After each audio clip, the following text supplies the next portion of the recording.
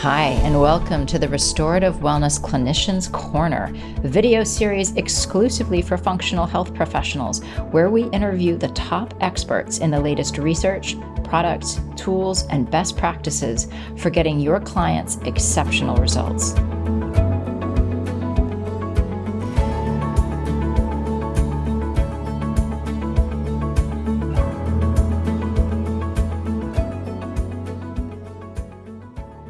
Hello, everybody. I am so excited to share today's conversation with you. I squeezed this one in given how timely and time sensitive it is. Usually we do these in front of a live audience. We did not even have time to set this up. Today I speak with Mira Dessy. She is the expert on pantry preparedness. What does that mean? Well, she has figured out how to have an emergency preparedness pantry filled with real food. Yes, real food, not the packaged garbage that we think of in that, I think it's a red bucket. Maybe it's an orange bucket. That bucket that's supposed to be like the emergency food, that stuff is gnarly. And she teaches us how to actually stock our pantry with real food that will sustain you and your family through all the unpredictable weather and just life events that we seem to be navigating over and over and over right now. Mira has lived through her fair share of emergencies, including fires, ice storms, multiple hurricanes, and let's just say she's learned a thing or two over the years. This conversation was so important, and I will tell you, as someone who I confess I have not done a very good job of preparing for emergencies, and I am someone who, when I hear about it, I just get overwhelmed, tired. I just kind of want to put my head in the sand like a big old ostrich. And yet, listening to Mira, I actually felt very ready to take action. I was impressed at just how doable she makes this. For all of you practitioners, this is a must listen, of course, for you and your families, but also making sure your clients are aware of this incredible resource so that they can prepare for emergencies in a way that doesn't compromise their health. Enjoy. Hello, everybody, and welcome to today's episode of the Clinician's Corner. I am so excited for today's guest. We are sneaking this one in because it is such a time-sensitive and timely topic. I am here with one of my dearest friends, Mira Dessy, who also goes by the name The Ingredient Guru. She is a holistic nutrition professional, author, and a popular public speaker, and she knows that it's not just what you eat, but what's in what you eat. Mira is a board-certified holistic health practitioner who has been working with clients for over 12 years. She mentors clinical clients to be more efficient and to help them grow their practice.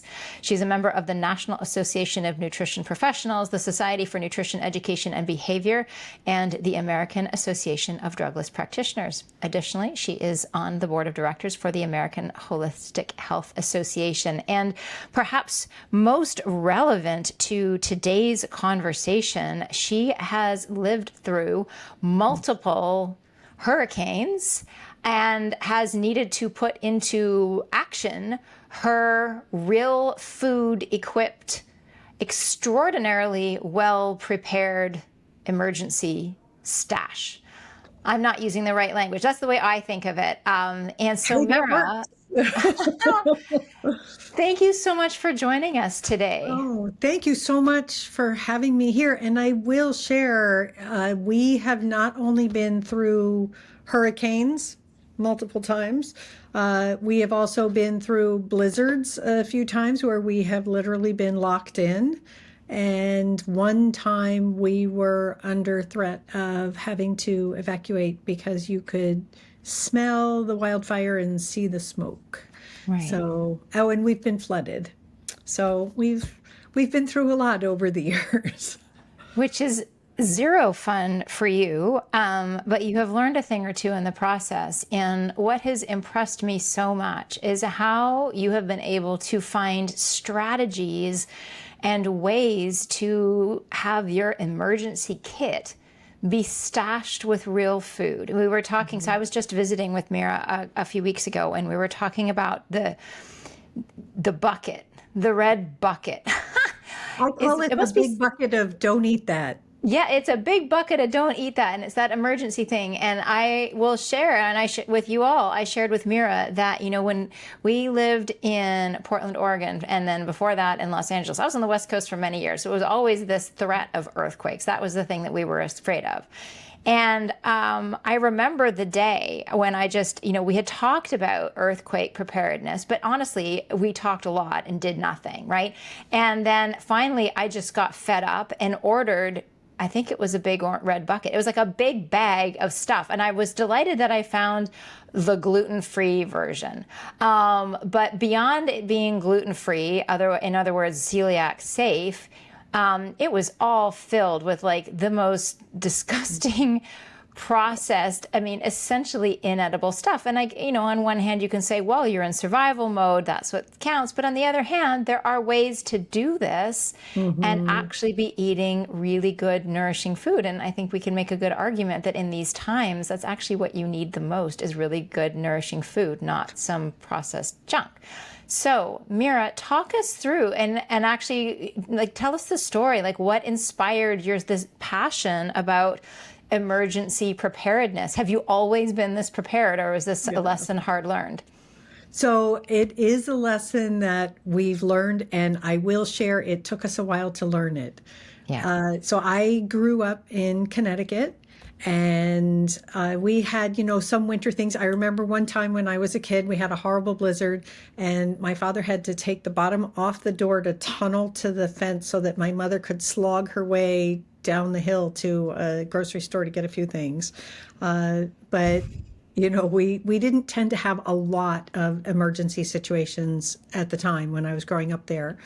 My first big exposure was as a newlywed. We moved to Florida, and I don't know, maybe a week or two after we moved in, my neighbor from across the street walked over, knocked on the door, and said, "There's a hurricane coming, honey, come with me." And we went to the grocery store and bought a whole bunch of stuff. I honestly don't remember what we bought, but I'm sure a lot of it was, like snack foods and comfort foods and things like that, because that's what you think of. Yep. And that was the first time I went through the eye of a hurricane. We've had that experience several times. But over the years, we kept having more and more things. And then for us, I think the biggest turning point was we were living in Vermont. We had 3 small kids. We were living in a small town, one stoplight, it's a blinker kind of thing. And we got snowed in, and I realized there were certain things that we didn't have. And I had 3 small kids at home, and my husband was away on a business trip. And so it was me and 3 kids in the house. And I was like, okay, this has got to change. And began to learn the things that I needed to do to take care of myself and my family. The big turning point beyond that, where it became a mission to help other people, really happened with Hurricane Harvey. We got flooded, our daughter got flooded. We wound up having a situation where we knew it was coming and there was nothing that we could do. So we did what we could to prepare, moving furniture upstairs, taking care of lifting things, etc. And we knew that at a certain point we were going to have to leave. We did have a place to go, but we couldn't leave when the water came in because the storm was too bad, and we weren't able to leave before then. So as I was recovering from that, social media was kind of starting to be a thing, and I was sharing on Facebook and social media, and people were like, "Oh my gosh, how do you do that? Like, you need to teach me." And so I started putting together some things, and then in the intervening years, the situation has just gotten a lot more challenging. And so a year and a half ago, I started a membership where I actually teach people how to do this. And we have monthly meetings, and we have workbooks and information and all of that kind of stuff, because look at what's happening. So right now, while you and I are talking, in the last little bit more than a month, we have been through a dock workers strike that affected the entire Eastern Seaboard. That luckily did not last very long, but if it had lasted too much longer, was going to have a significant impact. As it was, people kind of began to panic buy because they were worried. And two major hurricanes, Hurricane Helene and Hurricane Milton, slammed into the East Coast, and there has been an awful lot going on. And, one thing that I think happens a lot of times right now, there's like this big cycle of a lot of things happening, but a lot of times people go, oh, yeah, I need to do something. And then the pressure is off and they're like, yeah, I'll get to it. Or they see it happening somewhere else and they go, oh, those poor people in Florida and North Carolina. And they forget that where they live is a different kind of emergency, a natural disaster, something else. And we tend to forget about supply chain issues. I actually just had a phone call with a client who did a preparedness consultation with me, and she was sharing that she had taken one of my mini classes, and then her family lost her husband lost his job. And she said, we had supplies in the house that helped us make it through the couple of months that it took him. And so that's why she wanted to do like a one-to-one. What did she need to do for her family? But Wow. it's definitely been a journey for me. It's a continuing journey. And I just want to share to everybody who's listening, this is one of those things where it's not a one and done. You don't just do it like, yay, we're done, it's good. Right. Like you're always reevaluating, you're always learning. Well, let's get into the nitty gritty here. And I know that there's no possibility in, a short podcast interview to get into all of the nuances, but I think that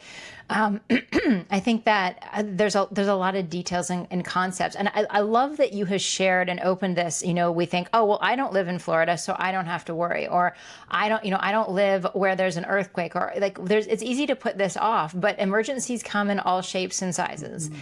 And I think that's a really powerful example of your client whose husband lost his job, because that is an emergency. And if you are stocked and ready for those core needs, then you're in a much different place than if you're not, and if you're needing to wonder where the next meal is coming from. So that's a really, really powerful example. So I actually have one more if I can share. So please. in my membership group, we meet once a month. We met yesterday, and one of the people was talking about the fact that she was traveling when Hurricane Beryl came to Houston. And she had someone staying at her house, taking care of the house, taking care of her dog, etc. And every time this person contacted her about oh gosh, this is happening, she's like, it's okay. Like, this is where this is, this is where that is. She's like, I felt so good because I learned all this stuff from you. And this other person who was staying in my house was actually taken care of. That's powerful. That's amazing. Yeah. That's really powerful. So let's talk about, what do we think of in terms of the differences of like an emergency food supply and like regular pantry stocking? Like, what are some of the differences that we need to be thinking about here? Mm-hmm. I love that you asked that question, because I really feel like we need two pantries. Two mindsets. One is our everyday pantry. That's the one you cook from. That's the one you make meals from, look for a snack, whatever. And then we have I call it the preparedness pantry. You can call it the overflow pantry, whatever you want to call it. That's the one that you're mostly shopping for when you go to the grocery store. Now, granted, if I need carrots or milk or something like that, that's my everyday pantry. Yeah. But for the longer term things, we want to make sure that we have a good stockpile in our preparedness pantry. And I generally encourage people to start by aiming for 2 to 4 weeks worth. Good. I'm not saying we have to, the end of the world is coming, zombies are out there, like 5 years worth of supplies. And here's the thing, if you want to stockpile 5 years worth of supplies and you actually have the room to do it, like bless you to pieces, go for it. But I think for most of us, we live in suburban settings or urban settings or areas where that's not really practical. But having 2 to 4 weeks worth of supplies is going to get you through probably the majority of the things that are going to happen. Awesome. So I like that. I also like to encourage people to think about what are the things that they use the most. So knowing what they're stockpiling and learning how to work with their pantry. So, what I do in my house is very different than what you do in your house. Our situations are different. We don't have little kids in the house. Our food preferences are different, that kind of thing. But if you know what kinds of foods your family likes, isn't it better to feed them things that are going to nourish them and make them happy instead of getting something and going, well, if they're hungry, they'll eat anything? Because the answer is Right. they're not going to like you very much if you do that to them. So here's a perfect example. In my house, we tend to go through a lot of mustard. So we always have two mustards in the preparedness pantry. When one comes out, that goes on the shopping list so that the next time we go to the store, we get another one because we go through a lot of mustard. Right. We don't tend to go through a lot of mayonnaise. And I also happen to know I can make mayonnaise if I need to. So as long as I've got the ingredients to make it on hand, I'm not so worried about that. Right. Just thinking about how your family is going to plan their meals, what you're going to eat. And then I also strongly encourage rotating your food supplies. So yes, you have your preparedness pantry, but the goal is not to stock it and leave it there for 25 years. Yeah, that was my question. Okay. Yeah, we want to rotate it and use it in. Is there a time within which we want to be thinking of using it? Great question. So part of that depends on how your family eats and what the things are that you've got in there. I will also share that I personally go into my preparedness pantry at least twice a year. As a matter of fact, I'm about to do that and rip everything apart and reorganize in case I missed a can or in case I missed something so that I know to put it in there. So at least twice a year, you've got a good idea of what's in there. And you're like, oh man, maybe there was, I'm just thinking out loud here, maybe there was a big sale on beans and you were like, you know what, we really love beans. I'm going to buy a case of beans. And then somewhere around the sixth can, the family was like, enough with the beans. And so you stopped. And now you've got a whole bunch there. Or maybe you bought more. And so it's like, okay, so we need to start rotating that in. Or we look and see that something is a little lower than you'd like. I also am a big fan because certain things don't last long. For example, olive oil, generally we don't want to stockpile that more than about 6 months. Yeah. Because it goes off, so that's definitely something we want to make sure we've got enough of. But then if you're a family that has rice, flour, those kinds of things, how are you storing them? Are they in a bucket that's sealed? Do they have oxygen absorbers in there to help them last longer? Like there's a lot of different things that we can do. And I also think that we have to remember to look at things that are how we're nourishing our body. For example, I don't eat fish because I have a true food allergy, but my husband does. So we have a couple different kinds of fish in the preparedness pantry. Because I don't eat it, I'm not very aware of how often he goes in there to grab a can of whatever. So when I pull my pantry apart, I can see, oh, I have to add sardines to the list. We need more of those, kind of thing. Do you build like a master list of everything that's in there so that when you go and you do those overhauls twice a year, you have something to, because I'm thinking right now, I'll just be straight up. I do not have a prepared, if we are extraordinarily unprepared. And I remember we did at one point, we got the bucket. There's the bucket somewhere. I don't even know where the bucket is, by the way. So I'm useless in the case of emergencies. If James isn't around for me to call, which he very well could not be, I'm going to be rooting around in that basement looking for a bucket. But we did at one point start stocking up on some basic things. Mm-hmm. And then I think one of the errors that we made is we didn't separate it from our regular. It was just sort of like at the back of the kitchen cupboards, which then felt annoying. So then we would try to eat through it, and then that defeats the purpose. But thinking about 2 to 3 weeks worth of food, knowing, I guess this is where it gets really custom based on your family's preferences. Would you, and what I really want to bring in is the nuance here, because you have an amazing ability to do this with real food. Mm-hmm. Like we're not talking about a whole bunch of packaged, processed junk. I don't see any of that in yours. In fact, what I see, and I have snooped, you guys, in Mira's Preparedness Pantry. I've snooped. And in Mira's Preparedness Pantry, what you're going to see are an amazing number of mason jars with what looks like almost like camping supplies, right? It looks like a lot of these are like meals ready to go in, like a stew, like add Yeah. water and heat. Yes. Already, dehydrated and, combined. In some cases, it will be things like what you're mentioning, like just the straight up Mhm. supplies. But in a lot of cases, you have dehydrated certain things, or you have bought things dehydrated. Can you walk us through the thinking? Because you mentioned something really important at the beginning. Is like either it's the like, well, they're going to be hungry enough, they'll eat it, which is going to make probably a horrifying situation like so much worse, right? Yeah. It's like, oh, now we have to eat horrific, disgusting food. Nobody wants that. And the other temptation is like, oh, it's party time. Let's binge on just comfort food and junk. Because all that stuff is extraordinarily, shockingly shelf stable, but it's not nourishing. And now you're going to have all the emotional roller coasters of eating too many processed foods and sugars and all that kind of stuff. So we don't want that Mhm. either. But how do we do this Sure. as real foodies? How do we do this as people who really care about the nutrients that are going into our bodies, who think about things like protein intake and all of that? Is this even possible?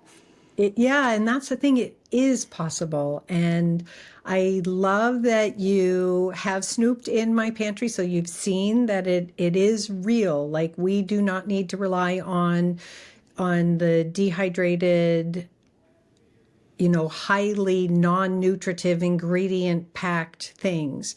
And here's the thing, when we have freeze-dried food or dehydrated food, we do have to plan for more water Right. because we have to rehydrate those things.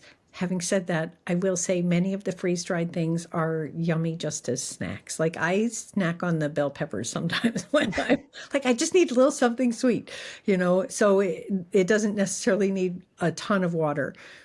Dehydrated tends to need more than freeze-dried. And we want to make sure that we have as few non-nutritive ingredients as possible in there. So we do want real food. I am a big fan of making, as a matter of fact, I'm actually about to make a whole bunch more because the seasons have changed. And so now I'm about to do soups in a jar, and Right. it's got meat and some kind of either it's got quinoa or lentils or something like that, and then a bunch of veggies in there, so that all I have to do if I want to make a soup is dump it in. So it's great to have those in an emergency, but then it's also great because we want to rotate those in and use them in the pantry. We do also, when we go camping, I will make stews in a jar. I will make egg scramble in a jar, so that we have those things available. One of the best ways that I can encourage you to figure out what you want to start looking for is to take the time to make a 2 week note, a journal of everything your family eats. Just everything your family eats in 2 weeks. And then Okay. figure out what can we do. So if you're eating a lot of cheese, well, maybe that's going to be a little harder to store. But if you're like, oh, we had a chicken stew one night. Well, that's something that would be easy to do. We look at the ingredients, we break it down. How much of what do we have to store? We look at maybe you had soup because it's getting into soup season. What are the things that you like to have in soups? What were the things you can store there? And one of the other big things I do encourage people to do is make sure that you include the flavor, because we Yeah. want to make sure we have spices and seasonings. Like I have plenty of pluck on hand. We want to make sure it tastes good. And we also need to make sure that we have water. Water is the most important thing. You need 1 gallon of water per person per day in an emergency. And I'm And here how do to help. you, I have so many questions. So you're on water, but I want to come back. Actually, before we get to water, hold on the water because I have Okay. questions about some of the things. Like egg scramble in a jar. Yes. How? Like, how does one do such a thing? Yeah. Because I have eggs. I love an egg scramble. How do I get that into a jar? Am I buying, walk us through? Yeah. And then you mentioned stews. Like, I can see, I understand. I guess we're talking dehydration. Like, walk us through some of the logistics for some of these, like Sure. the things, things that already come dried, we can get our heads around. Hmm. And I think like some of the dehydrated veggies, for whatever reason, my head is around that a lot better than eggs. Like, I don't know, how are we egging? Yeah. And so what I'd like to do is take a little bit of a lateral move on that Yeah. and say we're talking about protein. That's the part that a lot of Yes. people have problem with Yes. is how do we do long-term protein? Yep. And I do want to start by saying it is totally fine to have proteins in your freezer. So like if you buy from Butcher Okay. Box or Wild Pastures or any of those, places where you can buy, it's okay to have those in there. If your power goes out, you need to have a plan for what you're going to do. It can stay in there for a while and then you can cook it and it will last a little bit longer in a refrigerators with ice or whatever. Hmm. But that is one way to stock proteins. So you Okay. can plan your pantry around, we've got X amount of protein in the freezer. Okay. You can then also do canned proteins. I Yeah. have seen canned chicken that is literally chicken and water and salt. Yeah. And so that's super easy to do. Yep. Uh, Fish is Yep. certainly easy to do. You can also do dry, if you do beef jerky or the sticks, there's companies Hmm. that make sticks and jerky bars and things like that. That's another way to do it. And Yep. then the other way to do it is freeze dried. So the eggs, the answer is freeze dried eggs. And I am going to share that I know for a lot of people, they're kind of like, oh, not sure how Yeah. I feel about that. And I actually had a client over at my house, and we were doing a preparedness pantry consultation, and we were talking about the eggs, and she was not convinced. And I said, can I make you some? And she was like, okay. So I literally did an egg scramble with mushrooms and onions and bell pepper. And so she's looking at the powdered eggs and she's like, not totally convinced. And then I put it together. So you have to add moisture and then you have to let it sit for a while because it has to rehydrate 10 to 15 Hmm. minutes, not very long. Okay. And then I started cooking it in butter with a little bit of salt and pepper. And she was like, looks like an egg. She's like, and it actually smells really good. I'm like, it is an egg. And then she ate it and she's like, okay, I need this for my grandkids. Because when her grandkids come over, everybody wants something different in their scrambled eggs. Right. And so now she's like, I can just make little jars. And it's like, this one's for this one's for that one. And it's got the ingredients and she can just add water and go. So Right. freeze dried eggs, freeze dried meat. I generally will do freeze dried beef and freeze dried chicken. I don't tend to like the freeze dried sausage because it has other ingredients in it for flavor that are not Okay. part of my POV. And I will share that there are companies out there that do have these foods that are reasonable quality. Now, Okay. it's not going to be 100% pasture raised, whatever, but the companies that I source from, I do talk to them and I do get companies that don't use added hormones, that don't use mRNA, that don't give antibiotics to their animals. And so we have to make a choice here, and that is a choice that I'm willing to make. Yeah. 100%. 100%. Water. So you said 1 gallon of water per person per day. And pets count as a person. Oh, good point. Oh, really good point. Oh my gosh, we have to think about the pets. Okay. So how are we storing that? Like, are you buying that in just the gigantic jugs? And water can't just last forever either. So talk to us about the water. Water is very different depending on where you are and what your situation is. So, for example, I have done preparedness consultations with people who they live near a lake, and Hmm. that is their water preparedness plan because they live in a suburban area, and so they're going to go to the lake to get water if they're out of water. And so Okay. for that, they do need containers to store it in. They also, I highly recommend in a situation like that having a big Berkey filter because that thing will filter swamp water and make it Right. drinkable. So that is an option. You can also do something called a life straw that kills 99.9999% of the bacteria, one per person. They're not very expensive. I recently saw a 4-pack at Costco. So I was Oh, like, wow. yay, that's great. Uh, And then you do, if you want to store it at home, my preferred strategy is to use something called an aquatainer, AQUATAINER. And it looks like a gas container, but it's blue and it's meant for storing water. Okay. And generally, I encourage people don't go too big because please remember, water is freaking heavy. It's super So heavy. it's Yeah. super heavy, yes. But if A you're pint per thinking, pound. So 8 pints, that's 8 pounds for a gallon of water. It's a lot. so I'm just doing some math here. Um, we have four humans, two adults, two kids, a dog, and a cat. So that's six Yes. gallons of water a day. Mhm. Even just times 1 week, we're talking 42 gallons of water. Yes. And so what I generally encourage people to do is to try to store a week's worth of water Wow. and then to think about what your backup plan is for where you would get water.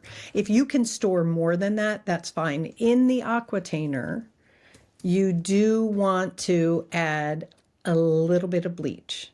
And I know most of us in the holistic world, we get a little wigged out when we start talking about bleach. However, it keeps bacteria from growing, and it is 2 drops per quart or 8 drops per gallon. So literally just a minuscule Yeah. amount of bleach. It's not going to hurt you. It's going to keep your water safe. You can use iodine. I did have that conversation with a client at one point. You can use iodine. The problem is iodine breaks down faster. The bleach doesn't. And generally, I encourage people to store their water for about 6 months and then either use it, water plants with it, do something else with it, refill, and go again.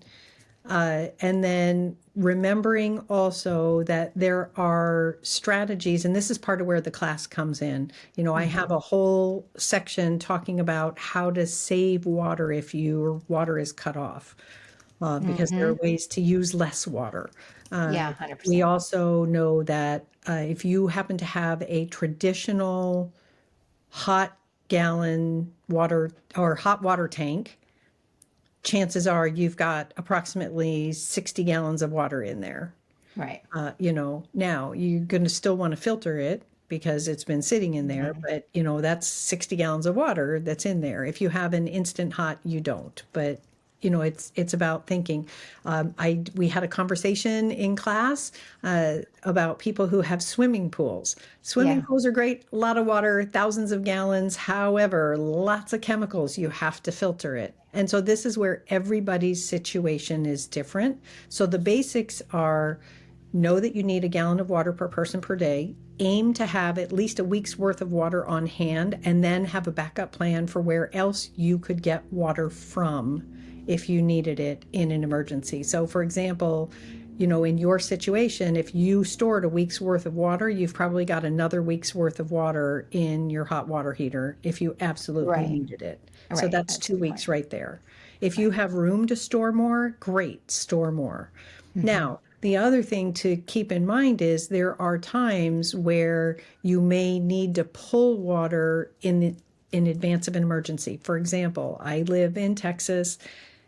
Yes, we live in Hurricane Alley. We know these things are coming. It's not like they go, oh, we just found out there's a hurricane in an hour. Like it doesn't work that way. And so Thank goodness. before, right, exactly, right.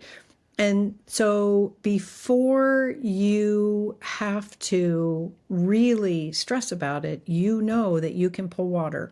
You can put it in a bathtub. You can put Right. it in containers. Right. There is something called a water bob that you can buy. I think they're like 30 or 40 bucks. It's a big plastic thing that fits in your bathtub and with a thing that hooks up to the sink, to the tap. You can fill that thing and it holds a whole bathtub's worth of water. The reason I like the water bob is because if you just fill your bathtub, dust and other things, especially if you have pets, will get on top of your water. So Right. having a sealed container is better. The challenge with the water bob is once you empty it out, it's a little bit difficult to, because they're so big, it's difficult to air them out. So you have to like Right. hang them up on a line and maybe use a hair dryer or something, I don't know, and dry it Okay. out. But it again, this is where I also want to take a moment and mention that we all start with one thing. I would encourage you to start with water because that is the most important thing. You can go days without food if you have to. You don't go very long without water if you don't have it. So water is very important. And then as you're building your food supply, think about, oh, you know what? I buy this every 2 weeks at the grocery store. Well, why not have a month's worth on hand instead of having to buy it every 2 weeks? It's like, oh, we'll spend an extra $5 and we'll buy an extra one or two extra or whatever. Yeah. Because I'm also not saying, you've seen a lot of my emergency setup, and you know that we are fortunate enough to have a whole house generator because we live in an area where the power does go out. We need that. And we have a preparedness plan and a number of things. We didn't do it all at once. It's not like we went out and spent $5,000 and bought all this stuff. It was a little bit at a time. And so that's important too, because we don't want to create stress by saying, oh, I got to have all this stuff. And then you're not doing all the other things you need to do with your life because you're so focused on that. But can you peel off a little bit, $5, $10 at a time? Maybe you get a bonus and there's an extra $50 and you're like, oh, we're going to spend half of that on something for preparedness. Like, that's great. The Clinician's Corner podcast is sponsored by Restorative Wellness Solutions, the premier clinical training program for health practitioners who want to learn how to finally get to the root source of their clients' health concerns and help them reverse complex health challenges and chronic illness. You can't afford to keep guessing. Your clients can't afford it either. Today's clients are sicker than ever before. Their health histories are more complex than ever before. And you simply can't deliver the results they crave or build the practice you desire without the right clinical skills. Enter Restorative Wellness Solutions' foundational course, Mastering the Art and Science of Gastrointestinal Healing.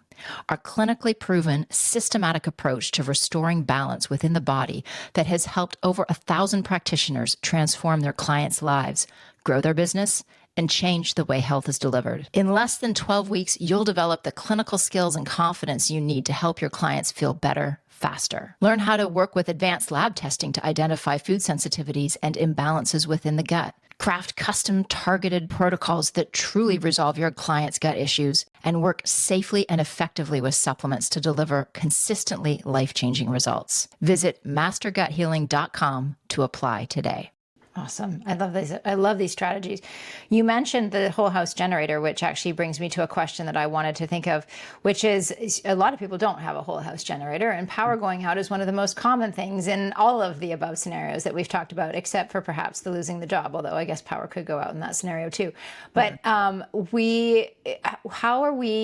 what kinds of things do we want to have on hand in order to actually prepare the food, right? So yes, water for rehydrating things that need to be rehydrated, but do we need like camp stoves? Like, what kind of situation do you have to be able to, if you don't have a whole house generator, to be able to actually prepare these foods? And something that's doable, right? I mean, in my mind, I think, well, you just get like a Coleman camping stove and we're good. But what? And that definitely is doable. I will share this past summer, Costco had camping stoves that were a 2-burner camping stove, and they were $99. Like, they were not that expensive. Yeah. So it was a 2-burner propane stove. It used the same kind of bottle that you use if you have a propane grill. Yeah. Now, I will say, if you live in a home where you have natural gas, chances are when the power goes out, you're still going to be able to cook on your natural gas stove. The only difference is your pilot light is not going to come on. So you're going to need to ignite that to be able to cook. You can buy a smaller generator. We only got the whole house generator when we moved into this house 4 years ago. Prior to that, we had small, like $300-400 generators that lived in our garage. And every 3 months, my husband would fire it up so that we made sure that it was working. And then when the power went out and we needed it, we had it. With a smaller generator, the difference is you can't run everything. So you run the refrigerator for an hour, and then, let's say it's summertime, so you're running the air conditioner for an hour, and then you're running lights at night so that you can, have, light and that kind of thing, and maybe recharge phones or whatever. So that definitely is learning about how to rotate for your particular situation. You can also buy, there are some batteries that you can buy. One that I know is really a good brand is called a Jackery. And that's a small battery that you can plug a lot of things into and run them off of that. And it also has the jacks, the UPC things to plug in Great. phones and all of that if you need to. When it comes to cooking, it's really a matter of looking at how you like to cook and what would be a good way to do that. For example, I am a huge fan of the Instant Pot. And if you happen to have a small generator, you could plug your Instant Pot into that. You're going to pressure cook something and be able to cook pretty quickly. You can use, if you have a grill, an outdoor grill, whether it's wood, charcoal, or propane, you can use that. The biggest thing to keep in mind is please do not bring it into your home. Right. Unfortunately, we had the great Texas snowpocalypse back in 2021, and a number of people died because they brought their grills inside because it was so cold and they were Right. wanting to cook inside, and that creates carbon monoxide. So that's Yeah. not safe. You want to always have it outside. If the weather's really bad and you can't, can you put it on a porch? If you absolutely have to, bring it into your garage, but crack the garage door open so that you have fresh air going in and out. Like that's a matter for safety. And then, like you said, a camp stove can definitely be a really good thing as well. And those come in a lot of different configurations. But again, here's the thing. If you're going to buy one, I love that you're going to do that. I'm going to encourage you to practice using it a couple times a year. Like, hey guys, we're gonna have a camp out night and we're gonna use this and pretend that the stove doesn't work. Yeah. Yeah. So you know it works and you know you work with it. Yeah, exactly. You know how to use it. Yeah. Perfect. Let's talk about storage. Are there any guidelines of like don't or do's and do's and don'ts regarding the actual storage? Like, and I'm just thinking of things like, we're seeing images of, these tornadoes that have taken down houses. And, I think of the flooding. I think of, for me, when we were living in Portland, all I was worried about is like, well, where can I store all of this stuff so that if and when, the big one happens and everything's in chaos, how do I get it? Like it might not be accessible if it's in the basement, even though that might be the best place for it. How do we make some of those decisions? And I'm assuming there's no way we can plan for everything, but are there certain principles of like places like never store it here or this is a really good bet? Absolutely. Absolutely. And again, everybody's situation is different and everybody's home configuration is different. I will say your preparedness pantry goes anywhere you have room. I have talked to, like, I had one client that I talked to who lived in an apartment, and her thing was, where am I going to put this? And we found some spaces in her apartment that were not being used that could be turned into a preparedness pantry for her particular situation. So that was great. My biggest don'ts is, for example, I live in Texas, don't store in the attic. It gets so hot in our attics here that you're potentially, not doing any favors for the longevity of what you're storing up there. Right. And so it could go bad faster. If you have a shed outside, I would make sure that it is like vermin proof before you store anything out there. And then the other thing is to think about what is the situation where you live and what are things that you can do if you needed to. For example, if you live in an area that's prone to tornadoes, you probably have a tornado shelter. It's, a storm cellar and it's down there and you're going to have things there. If you live in an area where you don't have a storm cellar and they all of a sudden say, whoa, there's a tornado coming, you have to know that the safest place to be in a tornado is in a room with no windows, preferably on the first floor, and preferably with water. Usually that means a bathroom. Right. And so then what do you have in there? Well, if you don't have tornadoes all the time, then don't store your stuff there, but maybe have, okay, we've got pillows and blankets and water and snacks. and we can Right. get them in there. Because again, you usually know it's coming, not Right. always, but most of the time you do. When you're thinking about where to store things, you can also look at sometimes separating some of your preparedness pantry to this is we're going to grab it and go into our bolt hole, whatever space. And the rest of it is there, and we'll hopefully be able to get to it when the storm is over, kind of thing. I will say that it's also a matter of making sure that where you're storing something is essentially cooler, not too hot, not a ton of light because light can break things down, and where it's fairly easily accessible. My favorite places for people to use for preparedness pantry storage, under the beds. Yeah. Lots of space under there. Nobody ever uses them. And you can buy these huge containers that slide under the bed. They're meant to hold things like gift wrap, but you can store Right. lots of cans and packages and things in there. That's great. If you happen to have a piece of furniture that you're not using very much, an ottoman in a living space, or a dresser that's just decorative, doesn't have much in it or whatever, those can be really good overflow spaces. Right. If you have a guest room closet, you can use that. How often do you have guests, and how often do they need the closet? So there's a lot of different places. It just requires looking at your space in a slightly different way. Right. This is amazing. Okay, you've answered a lot of my questions. I'm looking up here. Here's a question. What are the most common mistakes you see people make when they are creating their emergency? Let's stick with food for a second here, but an Yeah. emergency food pantry. What are some of the biggest mistakes people make? Honestly, I think the biggest mistake people make is that they buy it and they don't use it.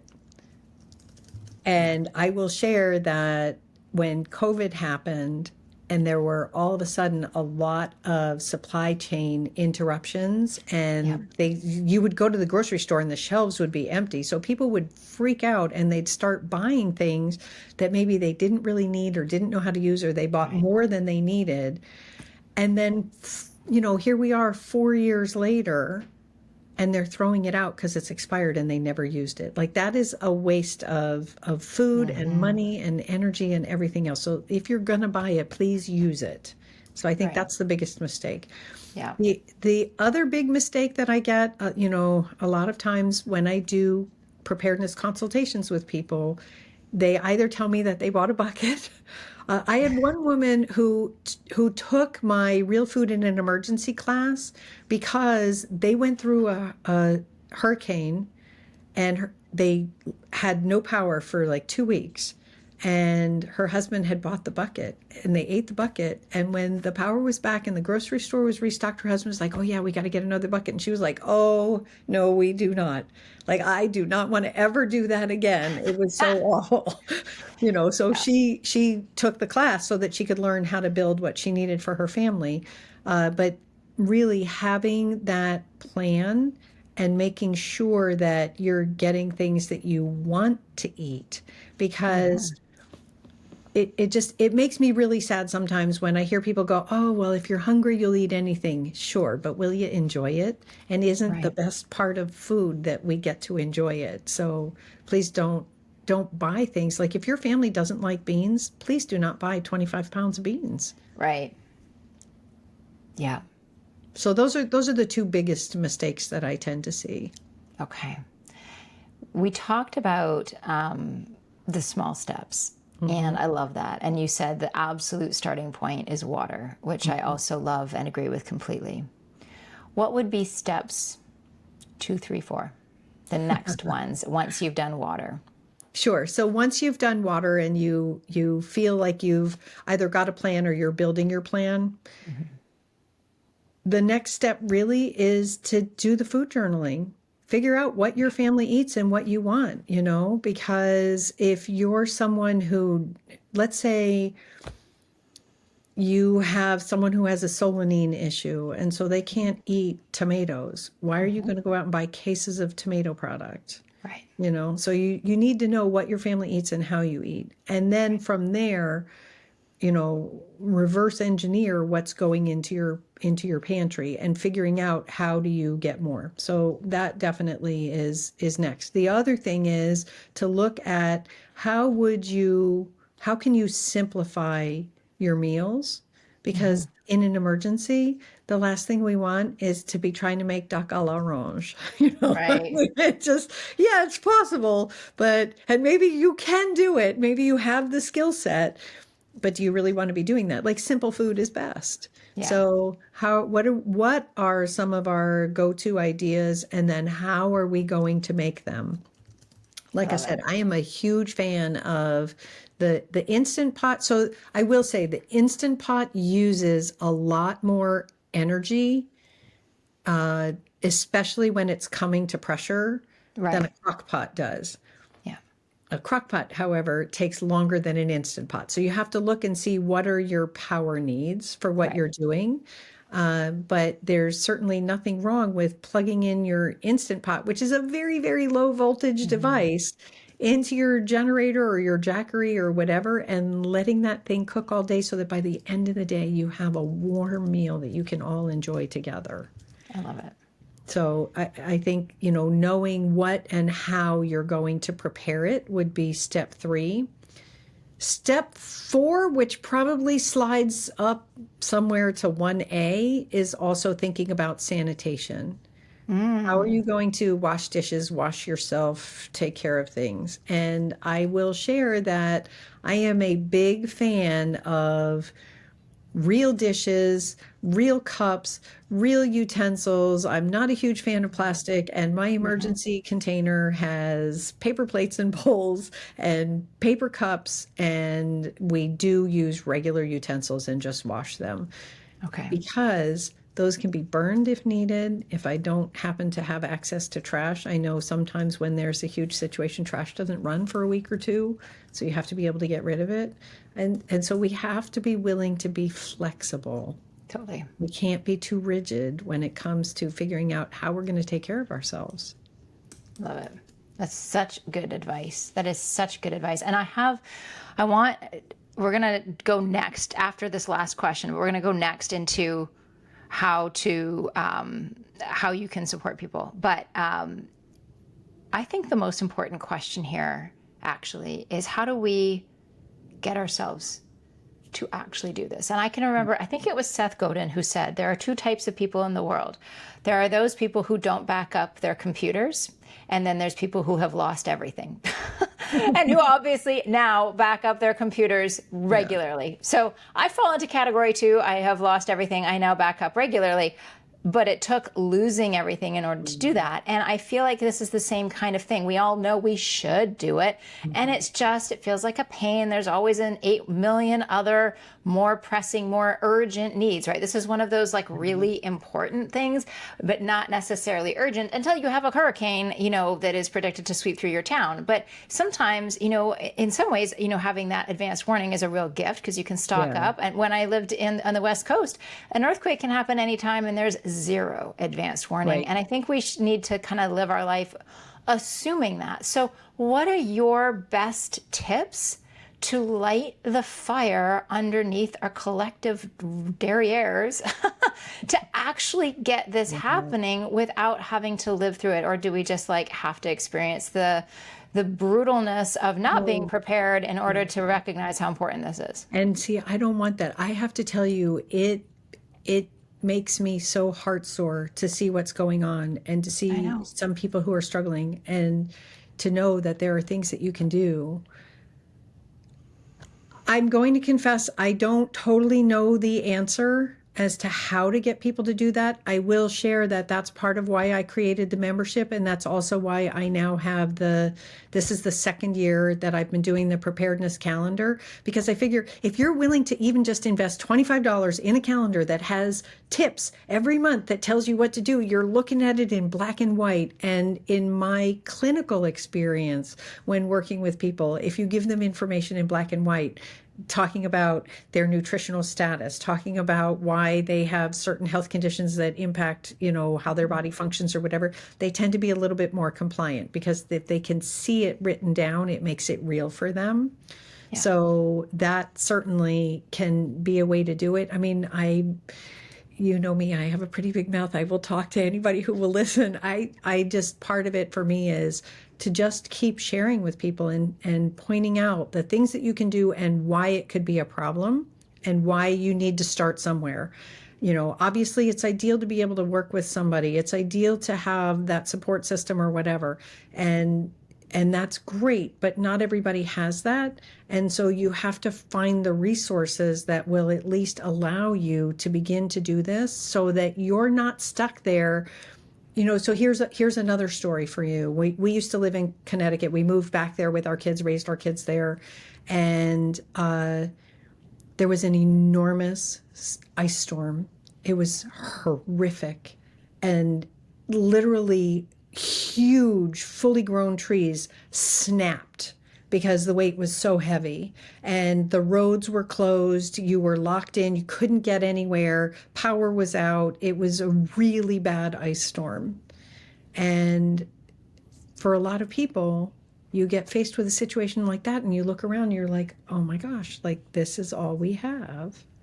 And that gets you going. But I don't want you to have to be at that point. I don't want you to have to be post hurricane, post ice storm, post blizzard, post flood, post job loss, post, anything that can happen that impacts your ability to have the things that you want. And here's the other reason why I really, really talk so much about this. In an emergency situation, we have lots of first responders. They are amazing people. They put their life on the line to go out there and to take care of everybody else. And I'm also going to tell you that if you are not the highest emergency, and I hope to gracious you are not, they're not coming to you. They're going to somebody who really needs it. So isn't it better to have that self-sufficiency to take care of yourself so that they can take care of those people who really need it? And know that you don't have to be scared, you don't have to be overwhelmed, you don't have to be anxious because you've got it taken care of, So the recent storm that happened where I live, several people contacted me. They're like, are you going to the grocery store? And I'm like, no, I'm good. Like, I probably could use a little cream for my husband's coffee, but I'm not going to the grocery store for cream, because I don't want to be on the road in an emergency with everybody else who's panicked. Totally. I just want to stay home, and be less stressed. And that's what I want for everybody who's listening. Let's all just be less stressed because we took personal responsibility to be self-sufficient to the best of our ability. Mira, that is the perfect note to end on. I want to ask how people can get more education. And I want to ask this from two perspectives, because all of us need to be working with you and learning from you. I love this idea of the calendar. Tell us how we can get it, but also we have the audience of this podcast is largely clinicians who have audiences and communities of their own, right? And so they're going to be wanting to share this information with their clients. So how do we get more? How do we get in with this membership? How do we get the preparedness calendar? Sure. And how can they connect their clients to work with you as well? Or what are the different ways that they can share this and pass it forward? No, that sounds great. So first of all, I'd love to show you the calendar because I do have it right here. Awesome. And I love it. So this is the 2025 version. And basically what happens is every month there are things to do. And it talks about build your preps. So January, for example, we're talking about buying oatmeal, nuts, seeds, vitamins, supplements, and garden seeds. It tells you exactly what to buy. And then we have skill building, we have resources, we have all kinds of things. So every month is different. Some months have more than others, but it's all in here. It also doesn't take up the entire calendar. So you have room to write real stuff. But this helps you so that you have step by step how to do things. And some of these are things that are on repeat. Like every month you're going to practice doing this so that you begin to build that habit. We want to do that. So I can send you the link for the calendar. It's $25. Easy. Yeah, Great. easy. You guys, do you do bulk orders? Because I could see this being a really great gift So for if you clients. wanted to Just do a saying. bulk order, if you wanted to do a bulk order, you would contact me directly and I can do that for you. Okay, so we will include the link to the calendar. We will include a link to contacting Mira directly so you can do bulk Yes. orders for all your clients. Love that. Okay. Yes. And so then the other thing is for the preparedness pantry. So there's two things that we can talk about. One is I would love for your people to join the preparedness pantry just so that so in the class we have the preparedness pantry master class, which has a whole bunch of modules, a whole bunch of information, workbooks, everything else.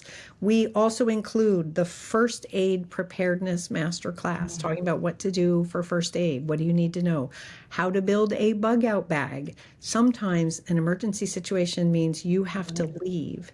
That class includes a medical doctor talking about what to bring, a wilderness expert talking about tools that you need, and a holistic pet wellness expert talking about how to bug out with your pets, because pets are people too. We need to bring them with us.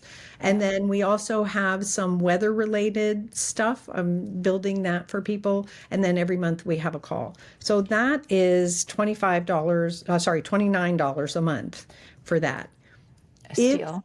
if your people, if anybody who's listening is like, oh man, I would love to have my clients do this, I can offer you an affiliate on that. So Perfect. contact me. You can use the contact information that Margaret's going to give you. I'm happy to set you up as an affiliate and let you, have that as a resource for your people as well as to help you grow your own business a little bit. So that would be great. I love it. Yeah. And people can find you at theingredientguru.com Everywhere. everywhere. YouTube, Facebook, Pinterest, Instagram, anything. I'm the ingredient Excellent. guru. Mira, this has been just so invaluable. I am going to push production of this to release, if possible, even next week, maybe maybe the Wow. week following, if it's not possible for next week. But I think that this is such an important, as I opened with, this is an incredibly time sensitive and timely Yeah. conversation, given I heard, I think, was it you telling me poor Florida has already experienced two absolutely devastating hurricanes. I hear that unfortunately Hurricane more are on the Nadine way. has apparently just been upgraded. Well, actually, sorry. Nadine has apparently just been upgraded and it's heading straight for Florida. And unless she slows down and gets downgraded, she is going to be a hurricane by the time she makes landfall. Gosh, so you guys, that's just Florida, but we've seen it. We just see these things, whether it's forest fires, earthquake. I mean, I think we just need to keep our eyes wide open and be prepared and just yeah, it's definitely moved up my priority list with everything that's going on. So I really am grateful to you, Mira, for Thank you for having me so on. generously sharing with everybody and such incredibly practical, actionable tips. You've made it actually seem really doable. It always gets me completely overwhelmed, these kinds of conversations, and I just kind of want to go to bed and cry. And that's not a very productive response. So my response to this conversation is feeling like, I might be able to do this. It's just a step by step. I think I'm going to go figure out a water situation first and foremost, and then move Yeah. on to the next thing. So I really, really appreciate you taking this time, and thank you for all that you do in this world. Well, thank you for allowing me to share. And my goal in all of this is to make it as easy as possible. It does not have to be scary. It does not have to be overwhelming. And believe me, if I can do it, you can do it. Wonderful. Well, thank you so much. Thank you, everybody, for listening. We will see you here again next time. Bye bye.